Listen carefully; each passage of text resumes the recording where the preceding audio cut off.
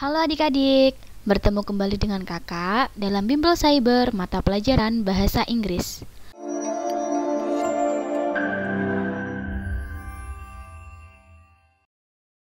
On the last meeting, we have learned about the definition, genre, characteristic, and structure of narrative text. Nah, untuk pertemuan kali ini, kita akan belajar untuk membedah sebuah cerita naratif teks, ya. Salah satunya yaitu cerita yang berjudul Cinderella. Nah, dalam cerita Cinderella nanti kita akan belajar membedah genre dari ceritanya itu tergolong yang apa. Kemudian feature atau karakteristiknya itu seperti apa, dan juga structure dari ceritanya itu yang bagaimana. So, kita lanjut ke penjelasannya ya. The genre of the story Cinderella. Nah, Cinderella itu tergolong sebagai salah satu naratif teks, yaitu fairy tale.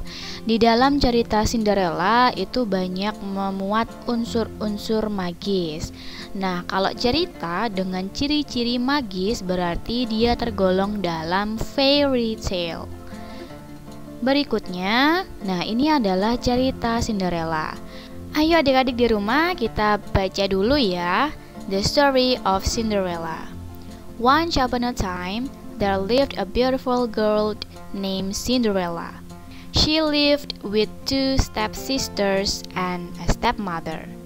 The stepmother and stepsisters were bad-tempered to Cinderella.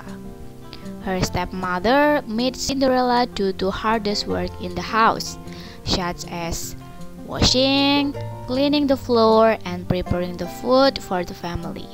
The two stepsisters did not work anything, and their mother gave them many beautiful dresses. One day, the two stepsisters received an invitation that the king's son was looking for a wife. They were excited and spent so much time choosing the dress they would wear, and gave Cinderella a lot of work so that she couldn't come to the party. Cinderella was sad and crying. "Why are you crying, Cinderella?" a voice asked. She looked up and saw her fairy godmother standing beside her, and she said, "I cannot go to the party." "Well, you've been such a cheerful, hardworking, uncomplaining girl that I am going to see that you do go to the party," said the godmother. Then the fairy godmother changed a pumpkin into a horse carriage and mice into cart. Her godmother tapped Cinderella's ragged dress one, and it became a beautiful gown. Then she gave her pretty glass shoes. "Now, Cinderella, you must leave before midnight," godmother said. Then away she drove in her beautiful coach. Cinderella was having a wonderfully good time. She danced again and again with the prince. Suddenly, the clock began to strike 12. She ran toward the door as quickly as she could.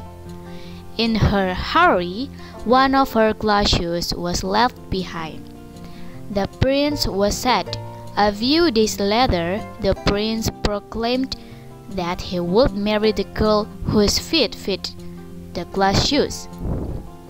All the girls in the village, including her two stepsisters, tried on the shoes, but it was too small for them.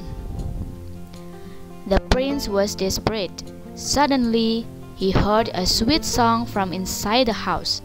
Yes, it was Cinderella. The prince let Cinderella try on the shoes. The glass shoes fit perfectly on Cinderella's feet. Finally, she was driven to the palace. The prince was overjoyed to see her again. They were married and lived happily ever after. Nah, adik-adik, itulah tadi kisah dari Cinderella, yaitu seorang gadis yang oleh ibu dan kedua saudara tirinya diperlakukan dengan sangat buruk.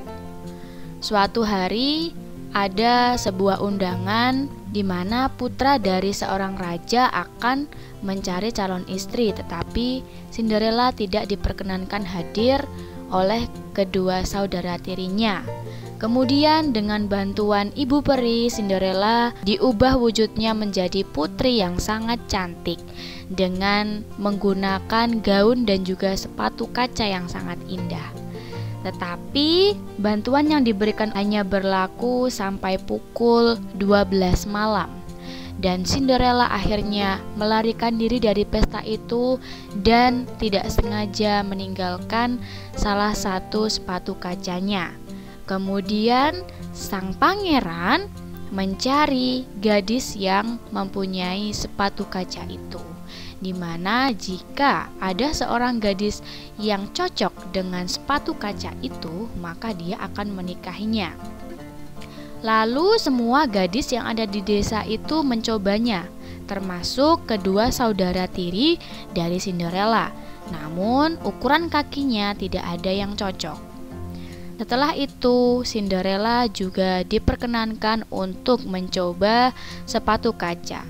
Dan ukuran sepatu kaca itu sangat pas dengan kaki Cinderella.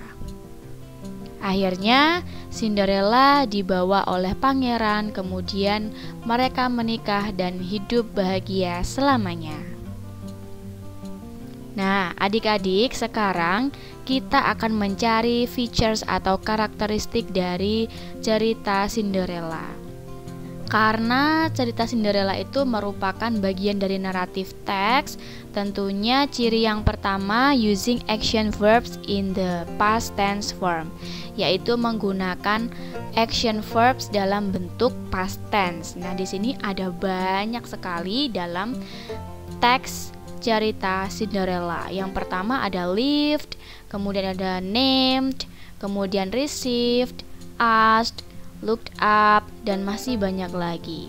Nah, untuk adik-adik di rumah, coba ya kalian mencari action verb dalam story Cinderella ini. So, kita lanjut ke features yang kedua, yaitu using nouns as pronouns. Menggunakan kata benda sebagai kata ganti orang. Nah, biasanya di dalam naratif teks itu menggunakan kata benda tertentu ya, bisa stepmother, stepsister, dan lain sebagainya. Nah, dalam teks Cinderella ini ada beberapa yang bisa kita temukan, yaitu ada stepsister, stepmother, kemudian ada godmother, the prince. Nah, itu adalah contoh dari nouns yang ada dalam cerita Cinderella. Kemudian ciri yang ketiga adalah using the adjective form noun phrase, yaitu kata sifat ya yang membentuk noun phrase. Nah, di sini ada beberapa, yaitu ada beautiful, kemudian ada sad, kemudian ada hardworking, kemudian ada cheerful, kemudian ada pretty. Nah, coba adik-adik di rumah mencari ya adjective form noun phrase dalam teks cerita Cinderella. Berikutnya yaitu using conjunction to short the events. Nah, conjunction yang ada dalam cerita Cinderella ini ada beberapa. Misalkan ada and, kemudian ada before, but, for. Nah, coba adik-adik di rumah mengamati dan mencari conjunction yang ada dalam teks narasi ini. Nah, tadi kita sudah membedah genre, kemudian features. Nah, sekarang kita akan mencari tahu structure of Cinderella story. Nah, orientation atau bagian perkenalan yang memperkenalkan para tokoh, watak, karakter, tempat, dan waktu terjadinya peristiwa itu ya.